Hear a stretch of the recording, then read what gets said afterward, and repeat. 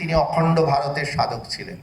তিনি যখন দেখলেন যে ভারত ভাগ অনিবার্য, তিনি পার্লামেন্টেও নেহরুজিকে বলেছিলেন যে you have divided India, I have divided Pakistan.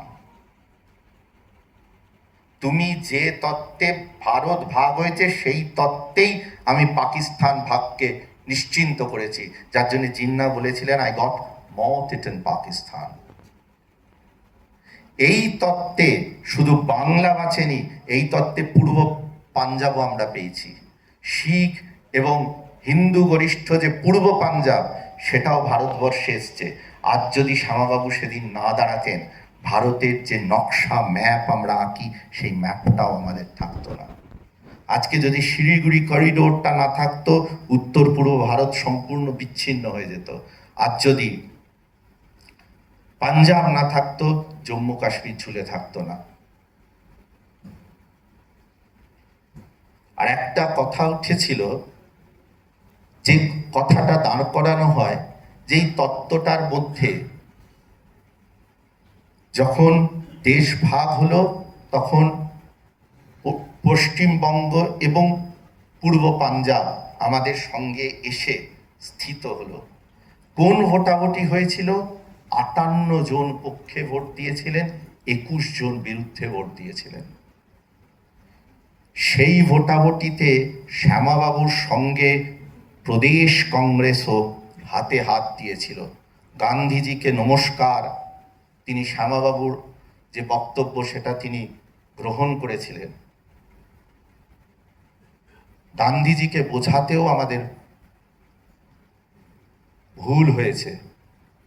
Gandhiji রাজনীতির সেন্ট্রালিজমের একটা এত মহত্বপূর্ণ জায়গা দখল করেছিলেন, যারা গান্ধীজিকে চিত্রপট থেকে সরিয়ে দিয়েছে তারা মূর্খতায় সেটা বুঝতে পারেনি। গান্ধীজি সেদিন যদি শ্যামাবাবুকে পাশে এসে না দাঁড়াতেন, একা শ্যামাবাবুর পক্ষে সেটা সম্ভব হতো না।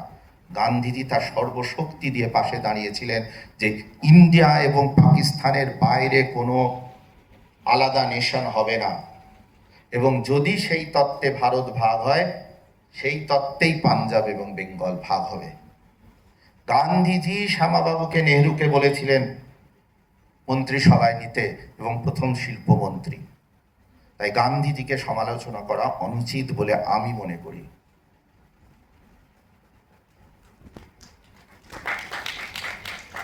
গান্ধীজি যে জায়গাটা রক্ষা করেছিলেন, সেই জায়গাটা হচ্ছে সেন্ট্রালিজম পলিটিক্সে। এটা অত্যন্ত দরকার।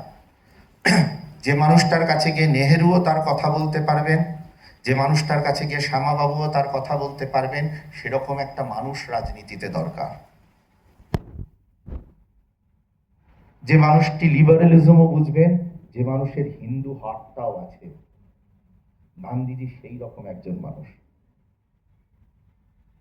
Rightly told as the father of the nation by Netaji Subhash Chandra Bose. তাই পশ্চিমবঙ্গের জনক হিসাবে শ্যামাপ্রসাদ মুখার্জিকে বলা হয়, কারণ শ্যামাবাবু নিজের একটা ভোট থাকলেও তিনি যে পরিস্থিতি তৈরি করেছিলেন। সেদিন অমৃতবাজার পত্রিকা, যুগান্তর পত্রিকা একটা গ্যালাপিং সার্ভে করেছিল, সেখানে 98% হিন্দু বাঙালি বলেছিল তারা পশ্চিমবঙ্গ চায় এবং পশ্চিমবঙ্গের পক্ষে আছে, পশ্চিমবঙ্গ সৃষ্টির পক্ষে আছে। সেই সেন্সটাকে কংগ্রেস গ্রহণ করেছিল। ইউনাইটেড বেঙ্গল, শরৎবাবুর তত্ত্ব ধ্বস্ত হয়ে গেল বাঙালি হিন্দুর মননে। শ্যামাবাবু এটা প্রবেশ করাতে পেয়েছিলেন যে আজ যদি আমরা সবাই মিলে না দাঁড়াই, তাহলে কালকে আমাদের জাতি চরিত্র রক্ষা করা মুশকিল হবে। এই জায়গায় দাঁড়িয়ে 46% হিন্দু বৌদ্ধ সেদিন বঙ্গ বিভাগে 33% জমি পেয়েছিল, আর 54% মুসলমান 67% জমি পেয়েছিলেন এই বঙ্গ বিভাজনের। ভারত বিভাজনে যেমন 24% মুসলমান 26% জমি পেয়েছিলেন, প্রায় কাছাকাছি কিন্তু হিন্দু বাঙালি এই বিভাজনের পরেও জমি বন্টনে বঞ্চিত হয়েছিলেন।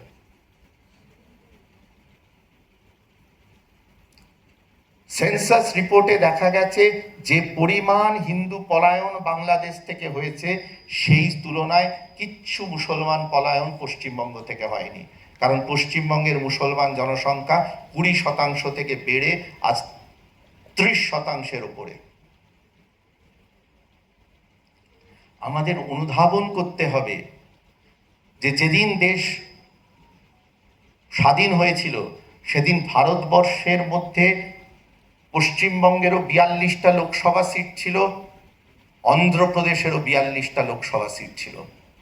তেলেগু ভাষী মানুষ এবং বাংলা ভাষী মানুষ ভারতীয় উপমহাদেশে, আমি পার্টিশনের পরের ইন্ডিয়াকে বলছি, যত শতাংশ ছিল প্রায় সমান সমান। আজকে যখন rate of growth of Hindu Bengali population 1.5-এর কাছাকাছি, আর rate of growth of Telugu Hindu population যেটা 1.5-এর কাছাকাছি, প্রায় এক হওয়া সত্ত্বেও 2 কোটি